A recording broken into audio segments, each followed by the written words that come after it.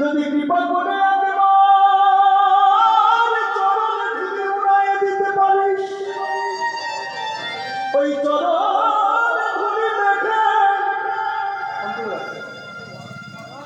আমার জনমে আমি ধন্য করিব।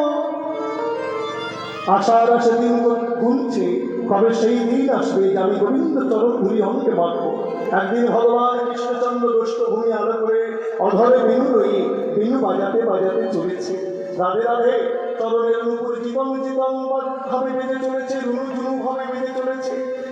সেই সময় চূড়া ইঙ্গিত করে বলছে, আরে নুপুর নুপুর, বলি এই তো সুযোগ, ওই যাই রে, ওই তো সুযোগ বলে